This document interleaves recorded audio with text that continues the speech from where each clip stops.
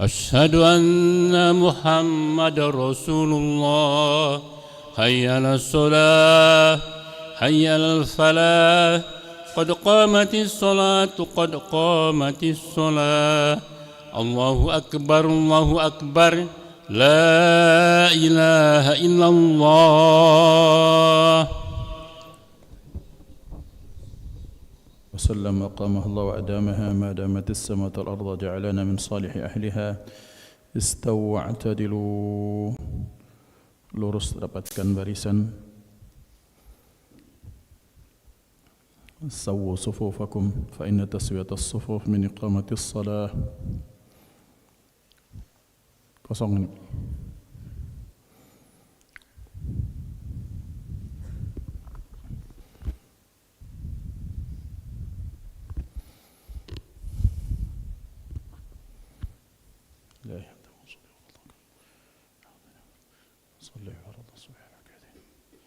الله أكبر. الله أكبر كبيرا والحمد لله كثيرا وسبحان الله إني وجهت الذي فطر السماوات والأرض حنيفا مسلما إن صلاتي على نسبك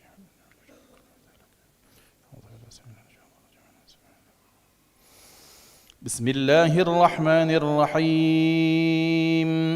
الحمد لله رب العالمين الرحمن الرحيم مالك يوم الدين إياك نعبد وإياك نستعين اهدنا الصراط المستقيم صراط الذين أنعمت عليهم غير المغضوب عليهم ولا الضالين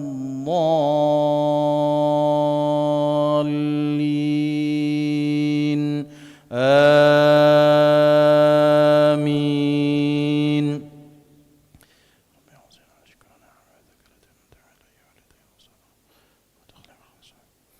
بسم الله الرحمن الرحيم. الحمد لله الذي خلق السماوات والأرض وجعل الظلمات والنور ثم الذين كفروا بربهم يعدلون. هو الذي خلقكم من طين ثم قضى أجلا وأجل مسمى عنده ثم أنتم تمترون. وهو الله في السماوات وفي الأرض يعلم سركم وجهركم ويعلم ما تكسبون. وما تأتيهم من آية من آيات ربهم إلا كانوا عنها معرضين. الله أكبر.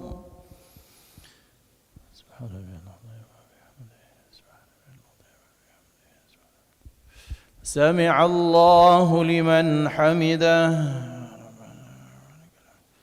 الله أكبر.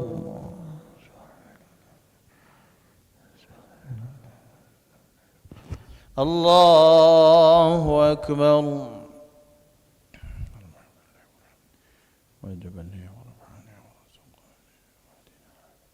الله أكبر.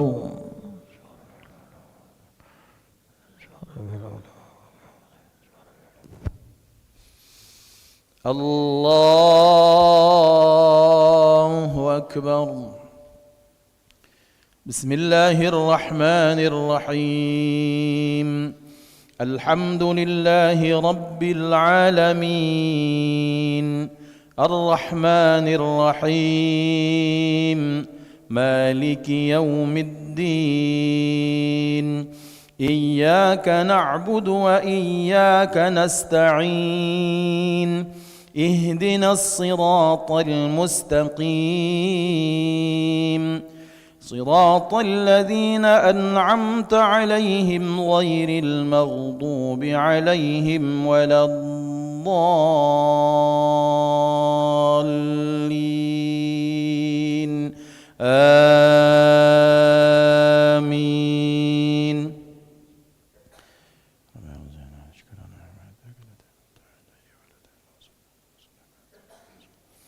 بسم الله الرحمن الرحيم.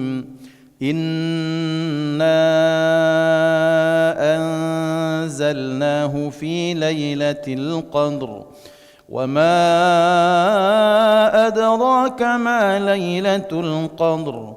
ليلة القدر خير من 1000 شهر. تنزل الملائكة والروح فيها بإذن ربهم من كل أمر. سلام هي حتى مطلع الفجر. الله أكبر.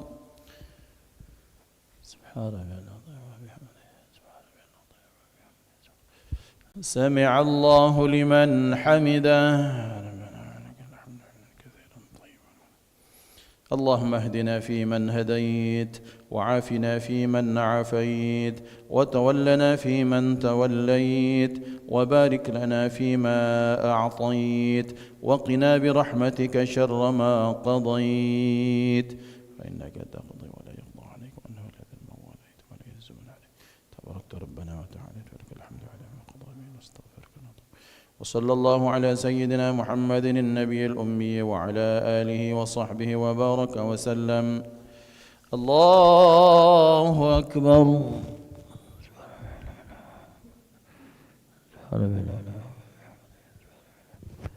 الله أكبر.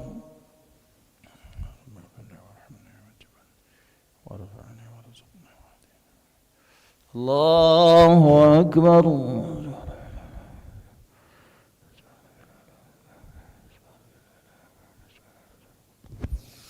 الله أكبر. التحيات والبركات الصلوات الطيبات لله. السلام عليك أيها النبي ورحمة الله. السلام علينا وعلى آله أشهد أن لا إله إلا الله. اللهم صل على سيدنا محمد وعلى سيدنا كما صليت على سيدنا إبراهيم وبارك على سيدنا محمد وعلى سيدنا اللهم نعوذ بك من عذاب القبر.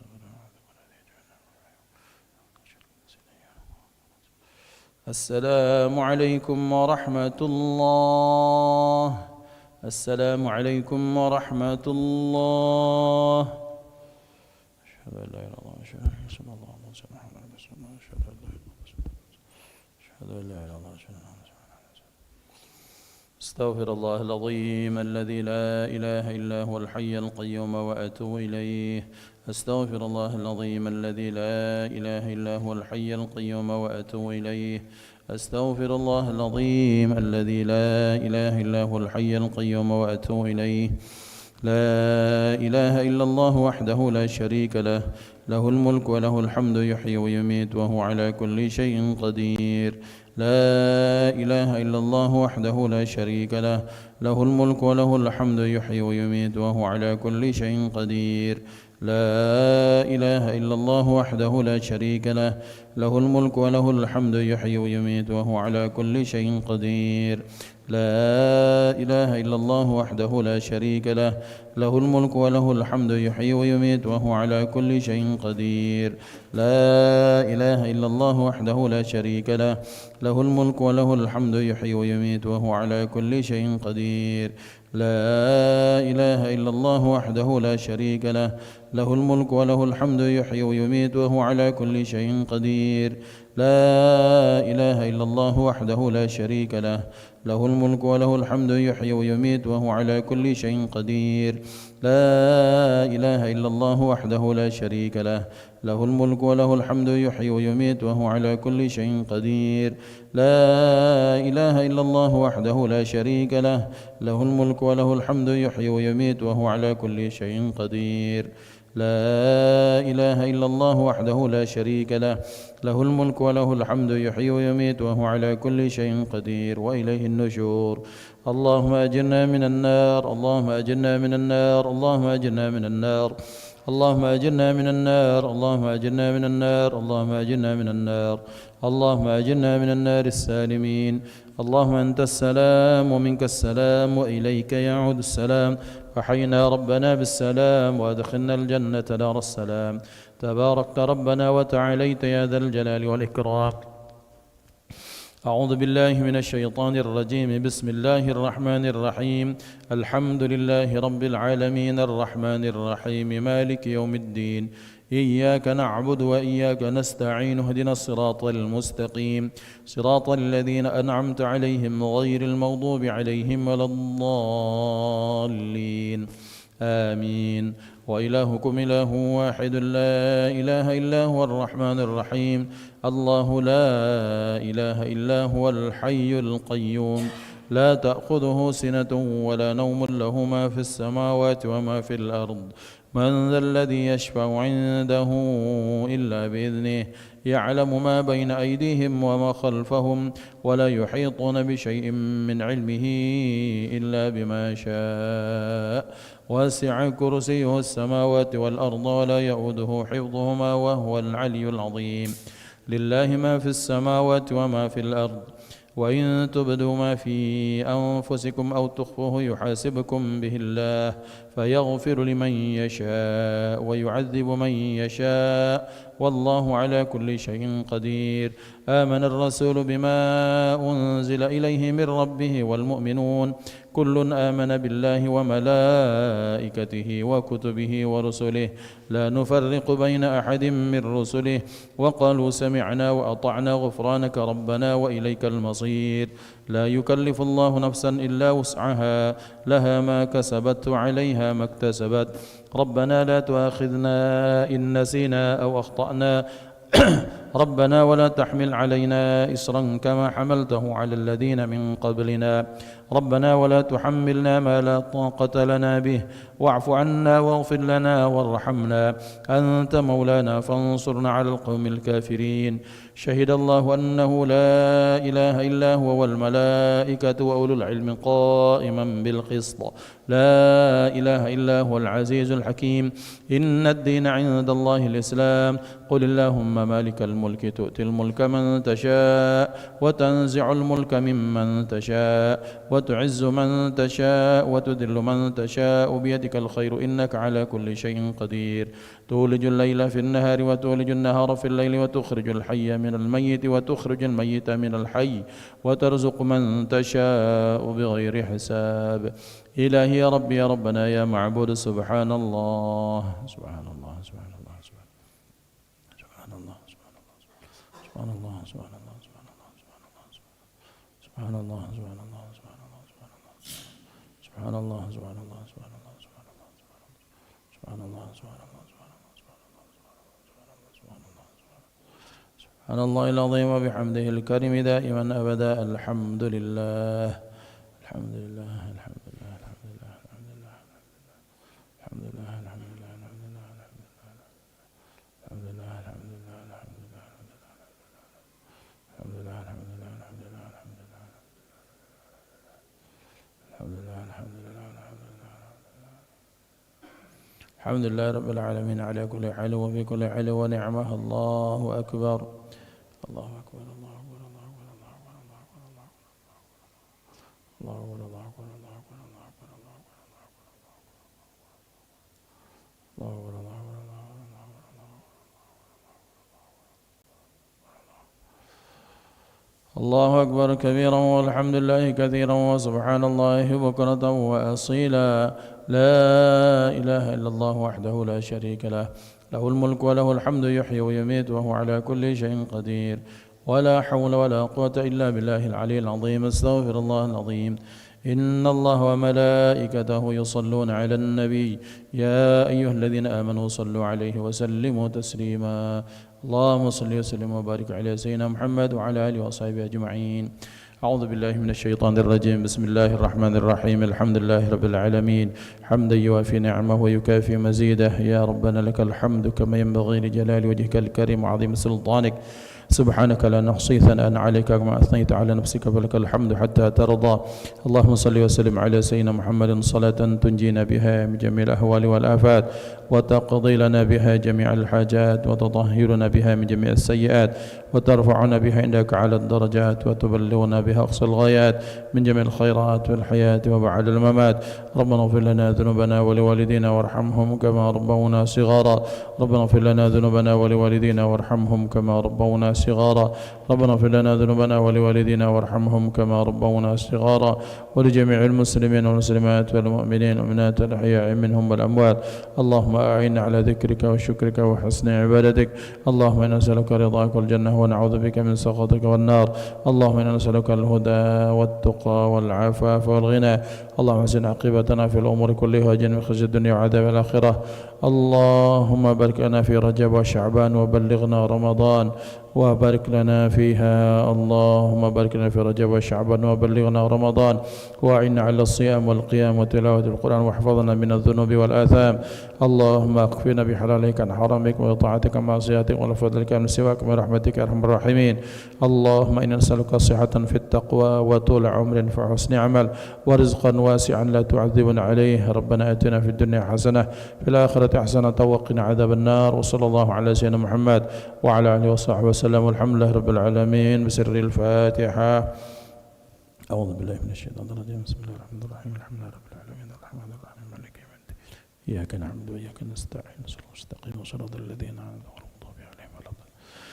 يا أرحم الراحمين يا أرحم الراحمين يا أرحم الراحمين فرج على المسلمين. يا أرحم الراحمين يا أرحم الراحمين يا أرحم الراحمين فرج على المسلمين. يا أرحم الراحمين يا أرحم الراحمين يا أرحم الراحمين فرج على المسلمين. الحمد لله رب العالمين. تقبل الله منكم منا ومنكم تقبل يا كريم.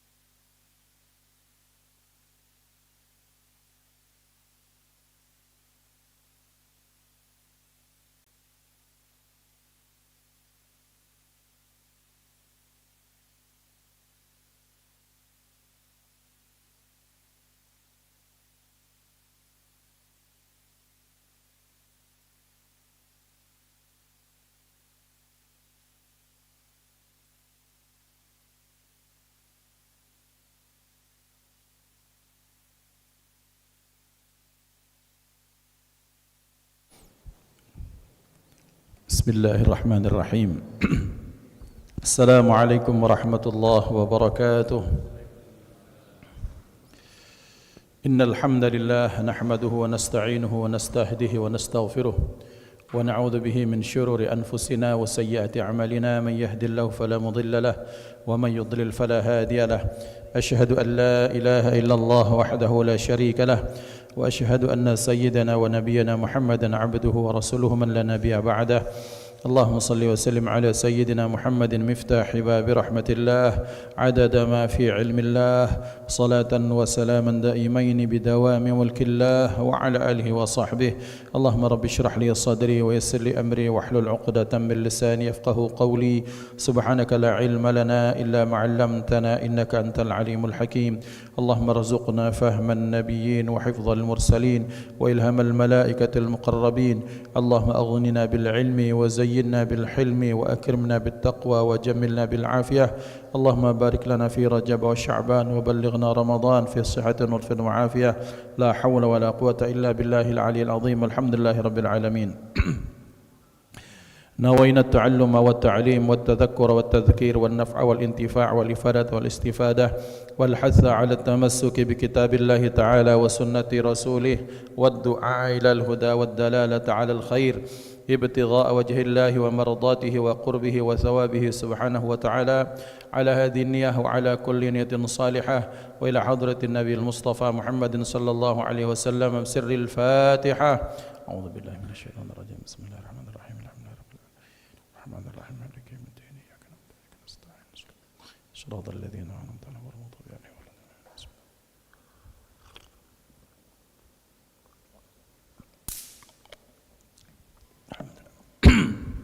Hadratal muhtaramin rahimani wa rahimakumullah. Yang saya ta'zimi para alim, para ulama, para fuqaha, para hufadzul Quran, imam masjid, ketua beserta jajaran pengurus Masjid Baitur Rahman Bang Raya, jamaah ini muliakan Allah, ikhwatal iman yang mengikuti kajian online kita. Alhamdulillah, bersyukur kehadirat Allah dimasukkan kita ke bulan Rajab Al-Asab. Mudah-mudahan Allah penuhi hari-hari kita dengan keberkahan di bulan ini, bulan berikutnya dan disampaikan kepada bulan Ramadan.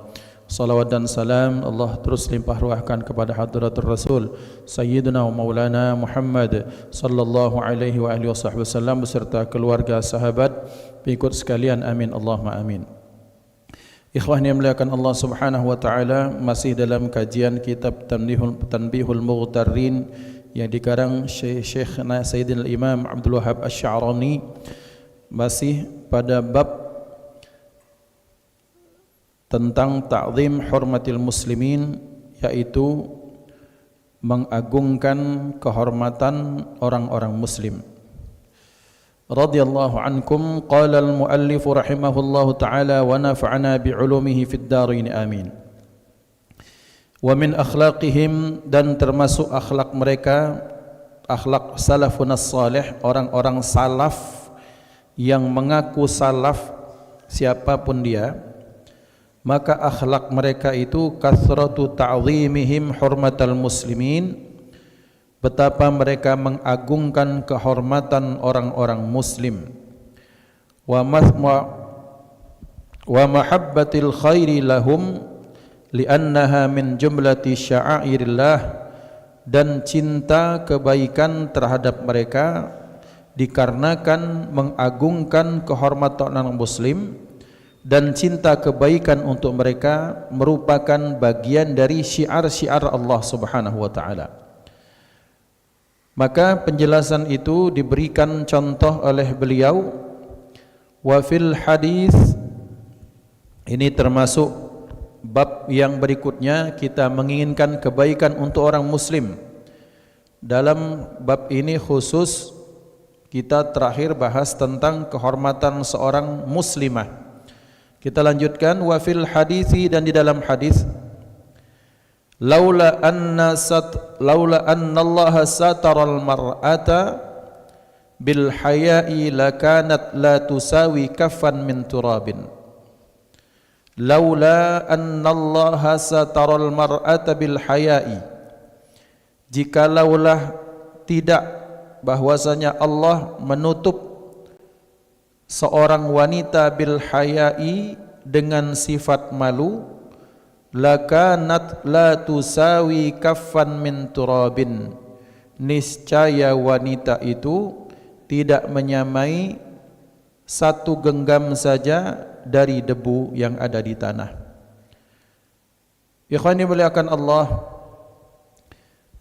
termasuklah bentuk syiar-syiar dalam agama Islam ini, kita laki-laki entah sebagai suami, entah sebagai anak yang punya ibu, entah sebagai saudara yang punya saudari perempuan, entah kita bagian dari masyarakat komunitas di antara kita, maka syiar yang disiarkan dalam agama Islam adalah seorang laki-laki menghormati seorang perempuan dan menginginkan kebaikan untuk mereka. Dan puncak kebaikan seorang perempuan itu, mereka dibungkus oleh Allah dengan rasa malu, yang kalaulah Allah tidak membungkus mereka dengan rasa malu, kaum wanita, dalam hadis niscaya di mata Allah nilainya tak lebih daripada segenggam butiran debu yang ada di dalam telapak tangan. Artinya mulianya seorang wanita itu dengan rasa malunya. Maka kewajiban laki-laki sebagai pendidik awal, a'udzubillahi minasyaitonirrajim, ar-rijalu qawwamuna 'alan nisa. Laki-laki, kaum laki-laki itu qawwam. Qawwam itu satu artinya meluruskan, kedua menegakkan secara fisik itu qawwam. Tegak lurus itu namanya, yang menegakkan secara lurus itu namanya qawwam. Maka berarti kewajiban kaum laki-laki untuk mendidik perempuan yang ada di sekitarnya. Karena mengapa? Karena tidak serta-merta seorang perempuan itu langsung jadi. Tidak serta-merta seorang laki-laki itu jadi. Harus ada upaya untuk kita menegakkannya, meluruskannya, mengingatkannya. Dan hal yang paling utama yang harus kita ingatkan kepada kaum wanita adalah rasa malu. Rasulullah sallallahu alaihi wasallam bersabda, "Al-haya'u la ya'ti illa bi khair." Bahwa rasa malu itu tidak ada yang didatangkan, tidak ada yang dibawa oleh dalam rasa malu kecuali kebaikan. Maka berarti kebaikan disinilah yang diinginkan dalam Islam yang dibalut oleh rasa malu. Satu, malu kepada Allah Subhanahu wa taala, jangan sampai ia melanggar norma-norma Islam dan norma ia sebagai perempuan. Dan ketika rasa segan malu itu muncul, maka akan muncul kebaikan. Apa kebaikannya? Dia tidak akan merendahkan dirinya di depan Allah, tidak akan menjatuhkan harga dirinya di depan Allah dengan melakukan kemaksiatan. Jadi ikhwan yang dimuliakan Allah, di akhir zaman maka rasa malu dari kaum perempuan ini berusaha dicabut oleh musuh-musuh Islam.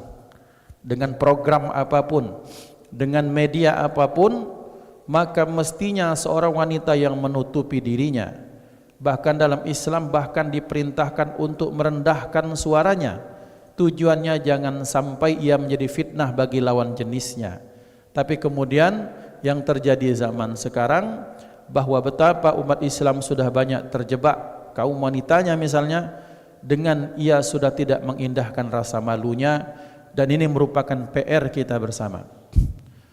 Maka mestinya siapapun, entah laki-laki, entah perempuan yang masih punya rasa malu, satu kewajibannya memandang yang lain yang sedang masuk dalam titik nadir itu, yang mereka sudah menghilangkan rasa malu itu dengan cara apa? Pertama, kata para ulama, pandanglah mereka dengan ainur rahmah, dengan pandangan kasih sayang.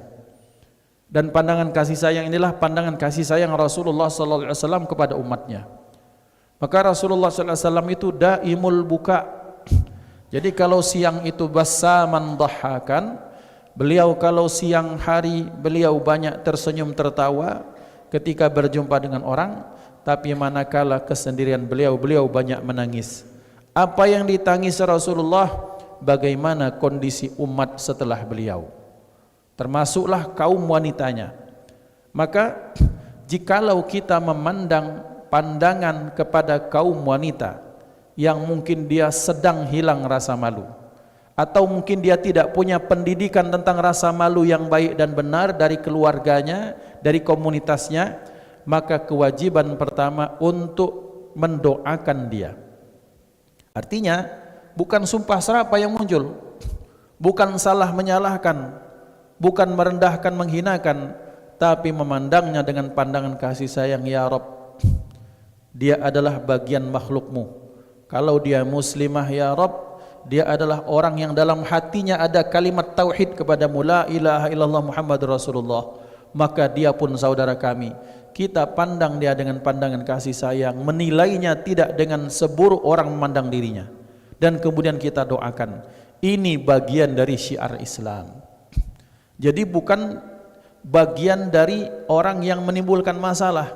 Kadang-kadang yang muncul adalah ketika ada yang terjadi, wanita fulanah binti fulan, kemudian dia mengumbar misalnya auratnya atau apapun itu, maka sibuk-sibuk itu menghujat, sibuk-sibuk menyalahkan, sibuk-sibuk merendahkan dan menghinakan. Tidakkah patut bagi kita untuk memandang mereka itu dengan pandangan, ya Rabb, andaikan ini anak perempuanku, tentu aku merasa malu denganmu ya Rabb, dan kasihan anakku, dan berusaha untuk diselamatkan. Maka syiar orang Islam itu ketika melihat yang terjadi sekarang ini misalnya, atau ke depannya nanti, maka kita tanamkan dalam diri kita, ingatkan diri kita, sebagaimana dia sedang bersalah, kita pun punya banyak salah, punya banyak masalah, punya banyak aib yang ditutupkan Allah. Maka jangan merasa lebih baik daripada dirinya. Maka kita berkewajiban mengingatkan, atau melalui pasangan hidup kita, atau melalui media sosial, atau dengan bahasa yang santun untuk mengingatkan. Karena kenapa? Kita ingin mengangkat derajat kaum wanita. Ikhwan yang dimuliakan Allah, di masa pra Rasulullah menjadi Nabi dan Rasul, kaum wanita itu betul-betul dalam titik nadir. Betapa banyak di antara mereka itu diperjualbelikan, ditukar. Ada bapak dengan bapak punya anak, anaknya ditukar, bapaknya menikahi anak temannya masing-masing. Jadi komoditi mereka, kaum perempuan. Kemudian ada seorang wanita, kemudian bahkan bahkan poliandri. Satu wanita bahkan kemudian punya 8 sampai 9 suami. Ini kan merendahkan kaum perempuan. Maka ikhwan dimuliakan Allah Subhanahu wa taala, seorang muslim yang baik tidak memandang wanita muslimah atau orang lain yang terjerumus dalam lembah hilang rasa malunya dengan pandangan menyalahkan. Mestinya kita memandangnya dengan pandangan kasih sayang. Kita minta, ya Rabb, rahmati kami dan rahmati dia, hidayahi kami, hidayahi dia, tunjukkan kami dan tunjukkan ia jalanmu yang lurus. Sebut namanya, itu bagian dari syiar seorang muslim. Bagaimana menumbuhkan rasa malu? Maka tentunya tarbiyah atau pendidikan itu dimulai dari rumah. Dan Bapak Ibu dimuliakan Allah, tentunya ibu-ibu muslimah yang ada di sini paling paham bagaimana cara menumbuhkan rasa malu kepada anak-anak perempuannya. Artinya sebagai seorang wanita ditunjukkan dengan cara bahwa aurat perempuan itu selain muka dan telapak tangan. Artinya apa yang ada pada kaum wanita itu bahkan bisa menjadi cobaan bagi lawan jenisnya. Maka ditanamkan, nak, jangan sampai engkau jadi fitnah atau cobaan bagi kaum laki-laki. Maka tutup auratmu. Kalau sudah sampai balik, maka keluar berjilbab. Kemudian jaga auratmu. Yang kedua, jaga pandanganmu. Yang ketiga, pelankan suaramu. Yang keempat, jangan tampil mencolok, nak. Itu akan jadi pusat perhatian. Dan itulah semestinya seorang laki-laki, ayah atau bunda mengajarkan kepada anak-anaknya. Ketika perempuan ada rasa malu, dan itulah kebaikan baginya, maka ketika dia sampai pada titik kebaikan, dan itulah yang diinginkan oleh kita semua. Karena ikhwan yang dimuliakan Allah, kita ini bagian dari apa? Bagian dari komunitas yang besar yang bernama Ukhuwah Islamiyah. Yang berikutnya,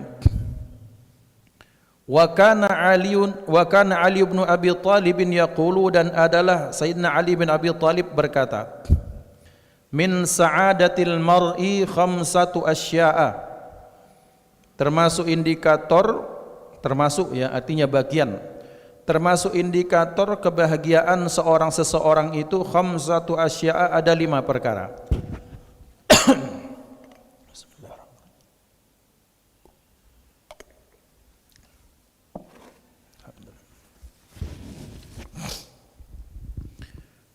Indikator kebahagiaan seseorang, terutama seorang laki-laki itu khamsatu asya'a, ada 5 perkara. Antakuna zaujatuhu muwafiqatan. Yang pertama, istrinya itu muwafiqah, sesuai dengan syariat. Maksudnya salihah, dengan segala definisi tentang salihah. Siapa wanita yang salihah? Man sarratka idza absarta wa ata'atka idza amarta. Wanita yang ketika engkau pandang dirinya menyenangkan. Sehingga dengan bentuk, dengan kualitas seperti itu, maka si laki-laki tidak terfikirkan kepada wanita lain. Entah dengan senyumnya, entah dengan pelayanannya, entah kemudian dengan tata keramanya, entah dengan melaksanakan kewajibannya. Maka ikhwan dimuliakan Allah SWT, bahkan dalam Islam seorang perempuan, wanita sangat-sangat dianjurkan untuk menggoda suaminya sendiri, bukan suami orang lain. Ya dengan apa? Mungkin dengan pakaian, dengan hal-hal yang menyenangkan suaminya, sehingga kemudian tak terfikirkan si laki-laki untuk lari keluar misalnya. Maka berarti wanita yang baik adalah wanita yang menjadi dambaan laki-laki, dan itu bentuk kebahagiaan laki-laki. Itu yang pertama. Karena mengapa? Bahagia tidaknya seorang laki-laki ini diawali oleh seorang istri, bagi yang sudah beristri. Bagi yang belum beristri, maka itu dari ibunya. Karena pengaruh besar yang sangat besar ada di dalam rumah tangga itu ya ada di tangan kaum wanita. Makanannya, pakaiannya, kemudian kesenangan suaminya. Misalnya seorang wanita, seorang istri itu mengakomodir nih, tentunya dengan musyawarah dan kesepakatan bersama. Tentunya menyesuaikan dengan situasi dan kondisi. Kalau ada duit, ada waktu lapang, tidak mengganggu penghasilan ekonomi, tidak mengganggu kewajiban sebagai suami misalnya, tidak mengganggu, tidak mengurangi kewajiban sebagai seorang ayah misalnya. Yang hobi mancing diaturi. Kapan lagi laki-laki ini terpacak healing-healing? Ya healing-healing laki-laki itu kan salah satunya hobi mancing-mancing.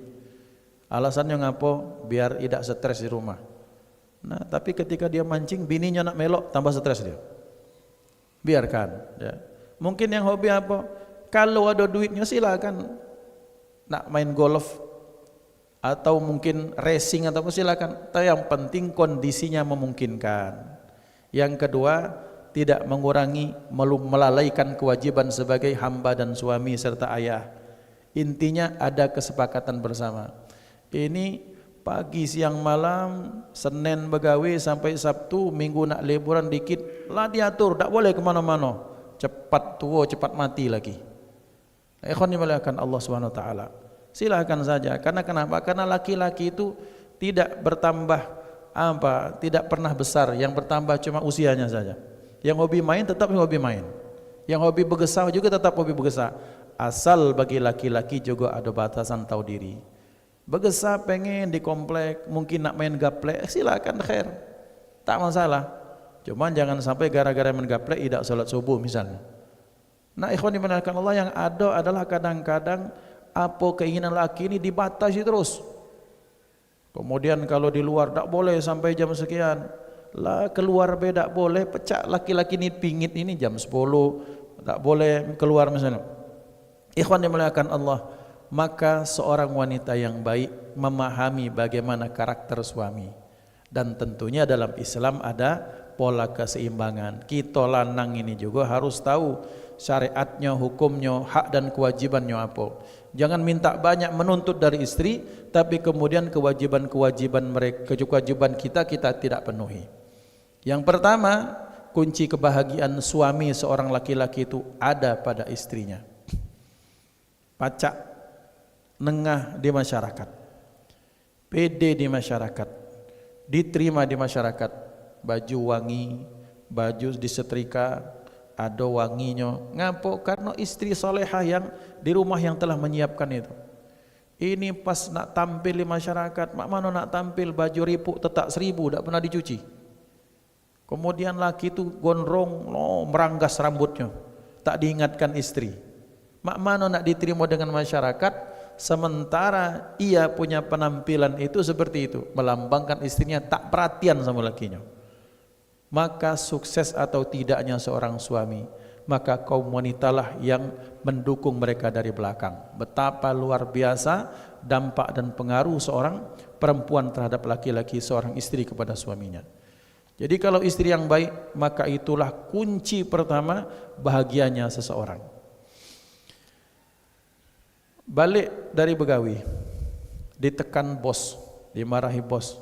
Balik dari begawi atau nyari nafkah di luar, mungkin senggolan mobil dia ojek, mungkin di luar itu cekcok. Pulang ke rumah, datang istrinya, Masya Allah, nyengok suami cak kusut, kaget dulu dah so ngomong apa-apa. Ini kopi yang hobi ngopi, ini teh yang hobi ngeteh.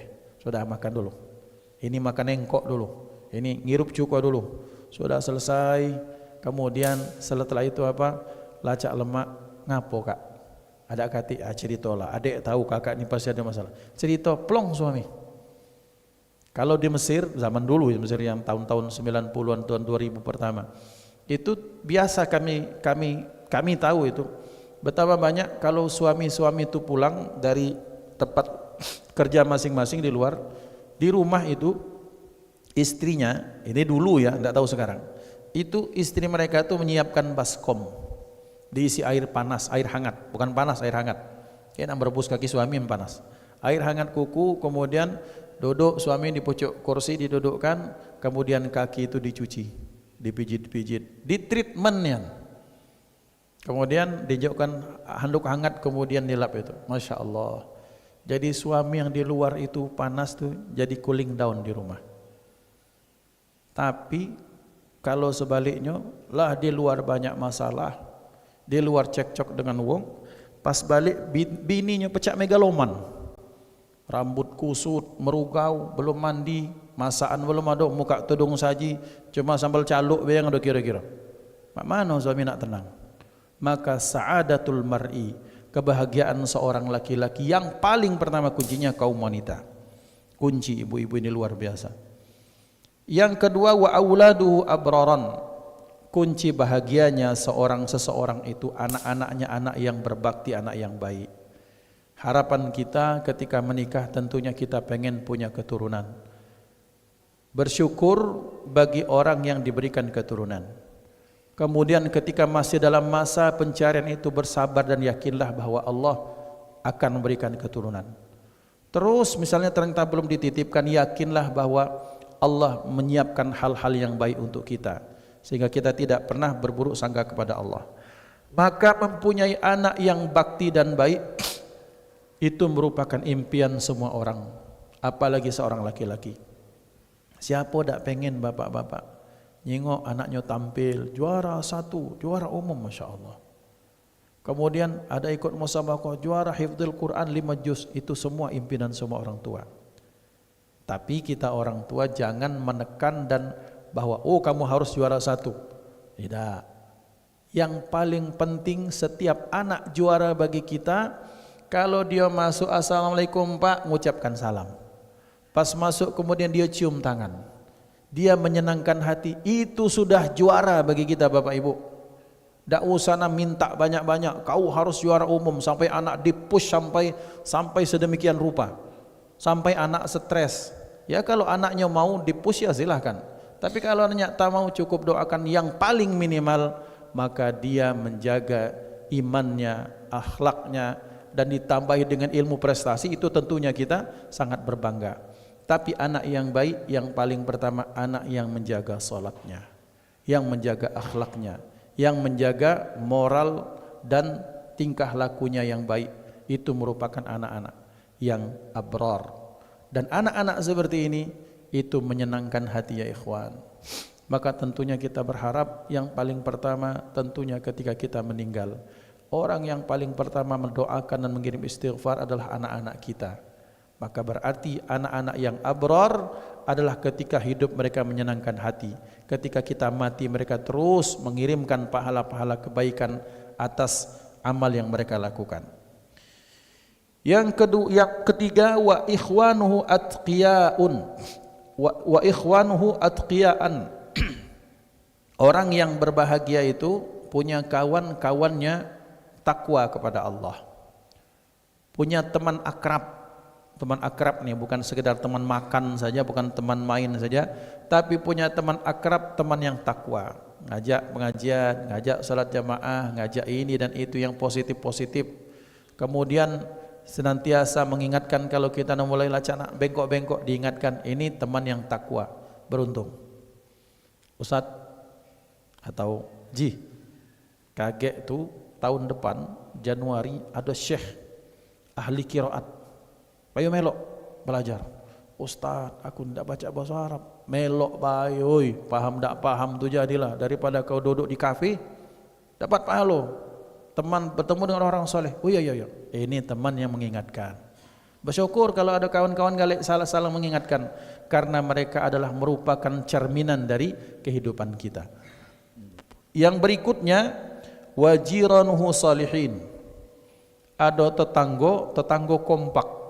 Orang soleh, jirannya, tetangganya orang-orang yang baik, tetangga yang bisa diajak berkomunikasi, tetangga yang bisa, bahasa kita di Palembang ni, pacak diajak berpadan, mudah berasan. Setiap kali kita pengen punya hajat, kita punya apa misalnya, oh silakan Pak, pakai baik jalannya, itu jalan depan juga jalan umum, bukan jalan kami, kan lemak itu. Jangan sampai ya Rob jauhkan kita dari tetangga yang ketika kita pengen punya hajat susah sekali, suntuk kita. Maka punya tetangga yang baik, yang tidak mengganggu, kemudian saling hormat menghormati, merupakan berkah bagi orang tersebut.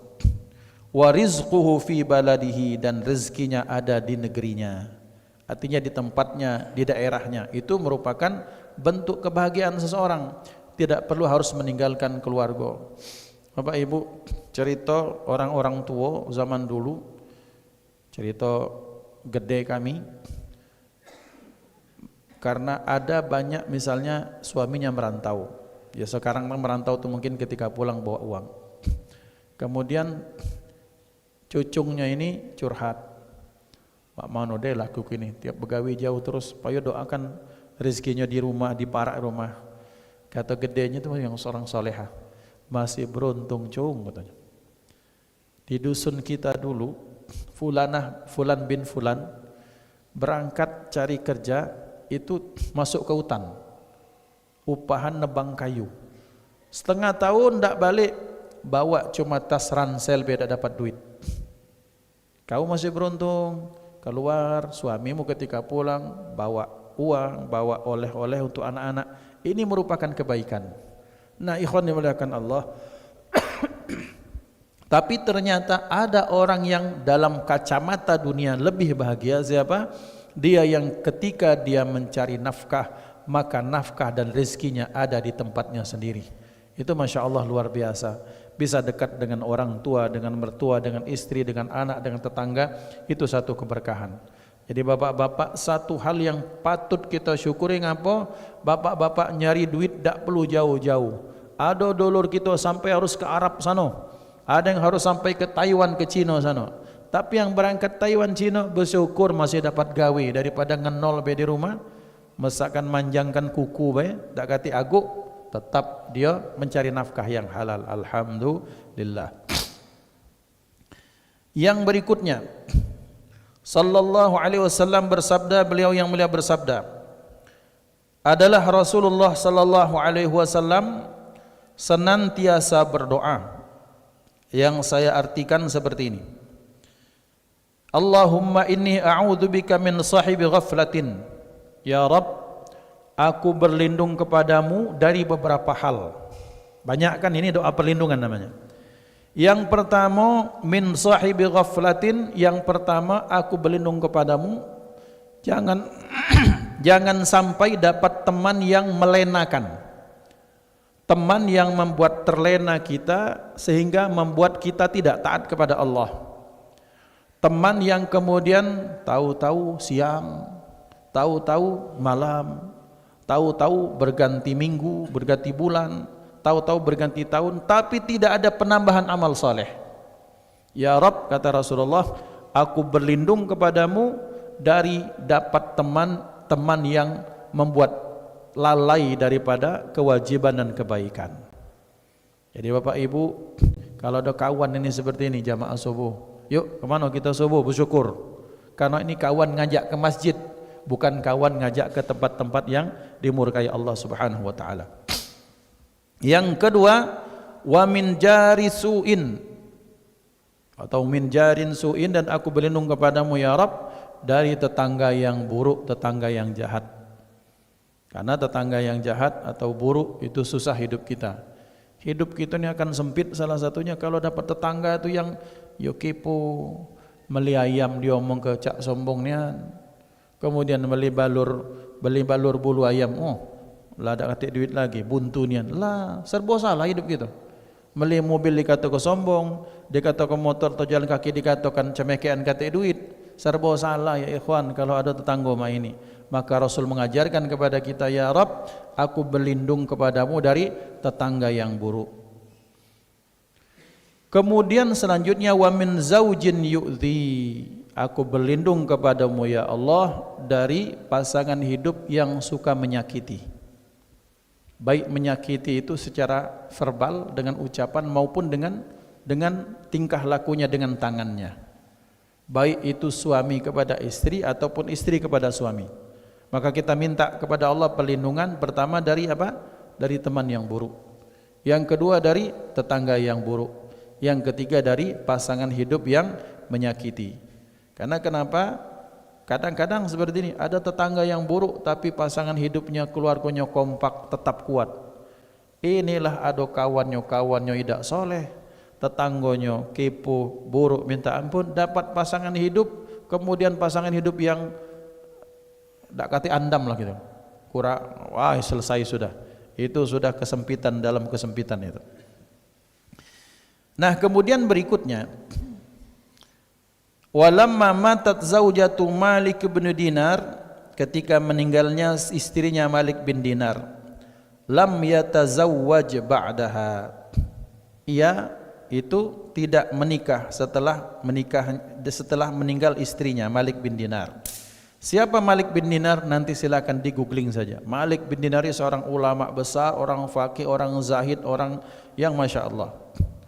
Kemudian setelah meninggal istrinya dia tidak menikah lagi. Kemudian ia berkata, "Lau anni quddirtu ala talaqi nafsi la talaqtuha."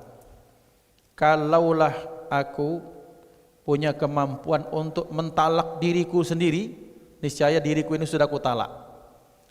Maksudnya katanya betapa pengaruh istrinya sangat luar biasa dalam kehidupan beliau, sehingga beliau tak menikah lagi. Kemudian artinya kebaikan-kebaikan dari istrinya itu berpengaruh kepada beliau saking cintanya. Kemudian selanjutnya, wa kana Ahmad bin Harbin, adalah Al-Imam Ahmad bin Harb yaqulu berkata, idza jatama'a fil mar'ati sittu khisalin, apabila terkumpul dalam seorang wanita, pada seorang wanita, sittu khisalin, 6 perkara, faqad kamala salahuha atau faqad kamula salahuha, maka sungguh wanita ini sudah sempurna kebaikannya. Tentunya kebaikan bagi seorang wanita ya, Kebaikan bukan sekadar kebaikan sempurnanya, itu bukan sempurna Nabi dan Rasul, tapi sempurnanya seorang wanita. Apabila ada 6 sifat ini, dan kalau tidak ada, kita suami berkewajiban untuk mengingatkan. Pengingat bagi kita, jangan sampai kita ni minta barang jadi. Kalau dapat barang jadi syukur, dapat surga dunia. Misalnya ketika mencari pasangan hidup, Masya Allah cantiknya, Masya Allah, dari keluarga yang baik-baik, kemudian kaya dia, beragama, akhlak, hafal Quran, itu dapat barang jadi. Tapi ternyata misalnya hafal Quran, Masya Allah, anak orang baik-baik, tapi ternyata dari orang yang miskin, ya kita yang wajib mengkayakan dia. Atau wajahnya biasa-biasa saja, ya masukkan ke salon misalnya. Ini kadang-kadang yang membuat laki-laki atau perempuan ngapo dia sampai sekarang membujang. Salah satunya terlalu memilih. Alangkah banyak kendak. Pengen soleha Ustaz, pengen hafal Quran, pengen sugih, menpacak bapaknya jenderal, minimal pengawo. Kemudian selanjutnya apa? Selanjutnya banyak sekali. Maka kita katakan pada orang seperti ini, man talaba akhan bila aibin baqiya bila akhin.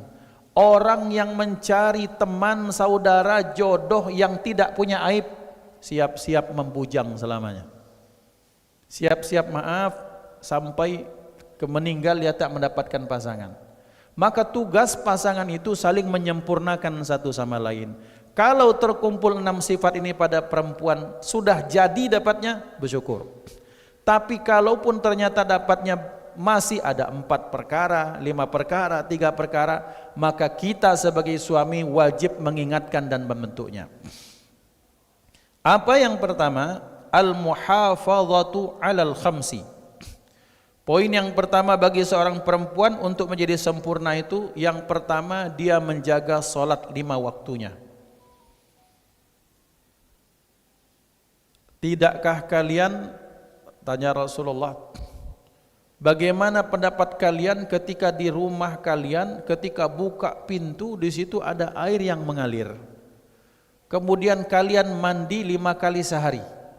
Kira-kira sempat kotor enggak badannya? Enggak sempat ya Rasulullah. Dan itulah perumpamaan salat 5 waktu sabda Rasulullah. Maka bagi kaum laki-laki, ketika mendapatkan perempuan yang menjaga salat 5 waktunya, beruntung ya ikhwan. Ini wanita yang telah menjaga dirinya dari dosa-dosa. Karena belum sempat dia dapat dosa baru, dia sudah dibersih dengan wudu maupun dengan salatnya. Maka dikatakan Al-Imam Abu Hanifah, kata beliau, sungguh kata beliau, aku diberikan izin oleh Allah melihat setiap cucuran tetesan orang yang berwudu, kulihat dari tetesan itu rontok dosa-dosa mereka, sampai dikasyafkan Allah seperti itu Al-Imam Abu Hanifah. Maka artinya seorang yang membasuh dirinya 5 kali dalam sehari dia berwudu, lanjutkan dengan dia salat 5 waktu, maka beruntunglah suami yang mendapatkan istri, kemudian istrinya menjaga salat 5 waktu. Kalau belum salat 5 waktu, yo kita berijo. Jangan ngomong, Ustaz aku nak minta cerai, ngapa bini ku dak galak salat. Loh, ente kan imam. Imam tu wajibnya mengingatkan. Imam tu wajibnya meluruskan. Kewajiban kita untuk mengingatkan mereka. Itu yang pertama. Yang kedua, wa tawa'iyatu zaujiha. Saudara ahli salat, kemudian selanjutnya dia taat pada suaminya. Karena ridha Allah ketika sudah menikah terletak pada ridha suami. Taat dalam makna yang sesungguhnya. Dengan syarat, taat ini bersyarat. Syaratnya selama suaminya itu tidak mengarahkannya kepada kemaksiatan. Coba dek, ini duit 200.000, ngapa? Belikan itu, misalnya minuman khamar atau arak, pengen, oh tidak usah taat.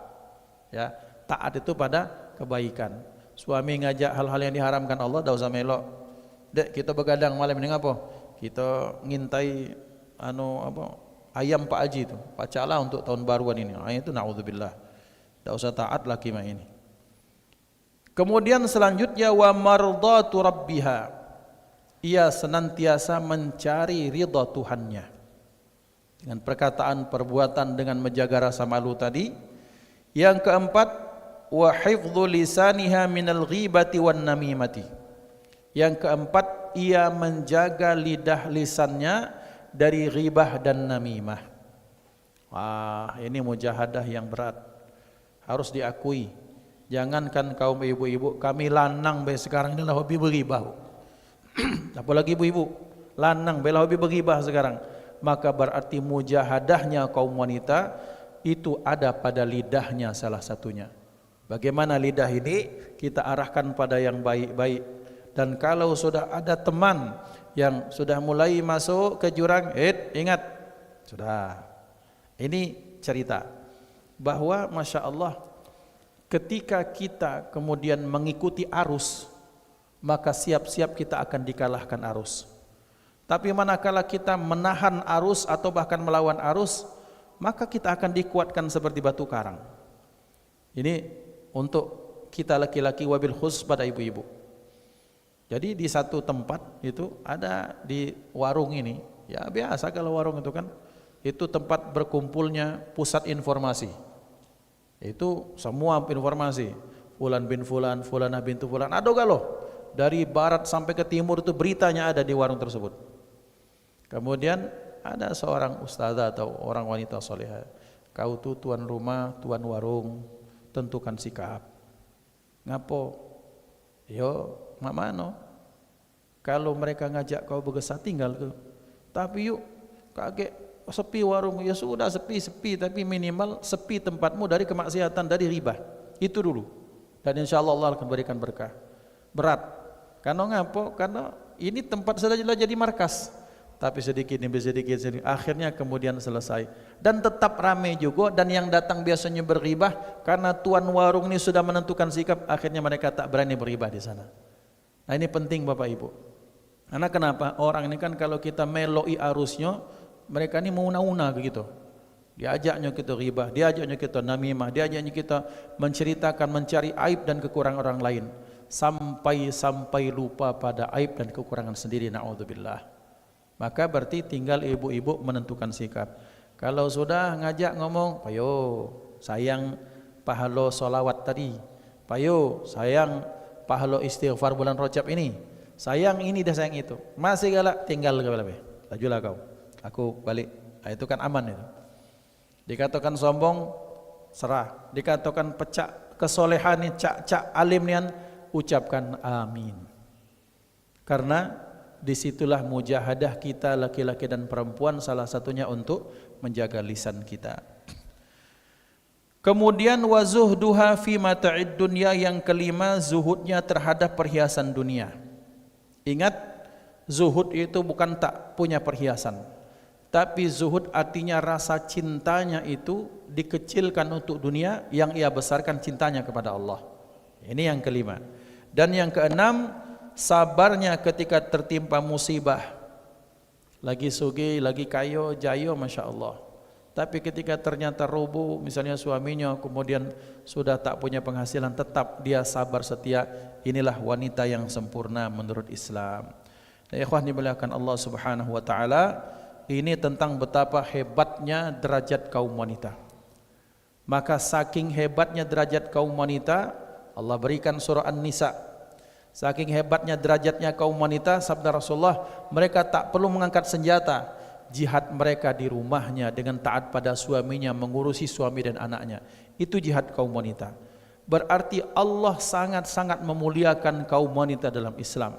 Yang dulunya dalam Islam wanita diperjualbelikan, sekarang bahkan kaum wanita dalam Islam, mereka punya harta sendiri yang tidak boleh diotak-atik sama siapa? Suaminya.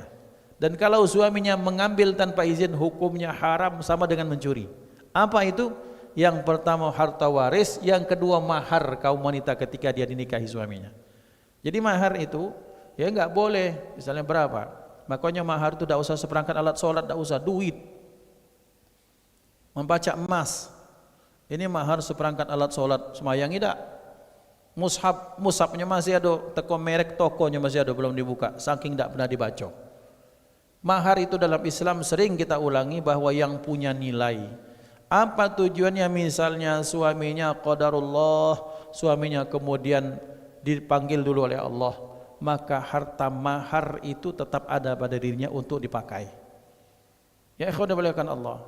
Kemudian ketika suaminya kemudian usaha, kemudian bangkrut, minta izin, istriku, ku pakai ya uang maharmu kemarin yang berapa? Ya 50 suku emas. Oh dak galak kata bini, itu maharku. Haram suami ngambilnya. Tapi kalau diizinkan, mantap. Itu artinya itunya hak istri, bahkan suami pun tidak bisa intervensi pada harta tersebut. Lihat betapa Allah telah memuliakan kaum wanita. Lidzakari mithlu hadzil unsayain. Seorang perempuan itu, seorang laki-laki mendapatkan bagian 2 perempuan. Kami 3 saudara. Saya laki-laki, saudari saya perempuan 2. Saya dapat 50 juta, adik-adik perempuan saya dapat masing-masing selawi juta. Apakah tidak adil? Justru Allah ingin menunjukkan betapa kasih sayang Allah kepada kaum wanita lebih. Adik perempuan saya yang masing-masing 25 juta, dia tidak punya kewajiban memakai hartanya itu untuk menafkahi keluarganya. Sementara saya yang dapat 50 juta itu wajib menggunakan harta tersebut untuk nafkah anak dan istri. Lebih banyak siapa duitnya? Lebih banyak saudari perempuan. Itu lihatlah bagaimana Islam memuliakan kaum wanita. Maka kalau kaum wanita sudah dimuliakan Allah, sangatlah pantas kalau mereka ikut caranya Allah memuliakan dirinya sendiri. Salah satunya dengan apa? Dengan menjalani kewajiban-kewajiban dan menjaga lisan dan hatinya.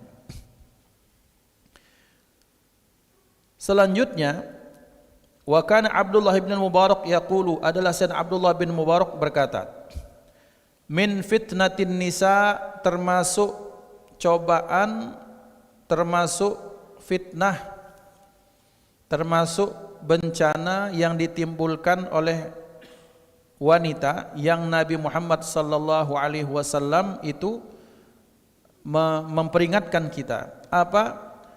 Annahunna yadkhulna 'alal azwajil qati'ata lil qarabah. Na'udzubillah. Pertama, uji Nabi, hati-hati kaum wanita, jangan sampai kalian menjadi pemutus, menjadi sebab pemutusnya hubungan kekerabatan suamimu. Saya ulangi, dan banyak terjadi. Na'udzubillah. Dan kita yakin ini dijauhkan, istri kita, keluarga kita jauhkan dari hal ini.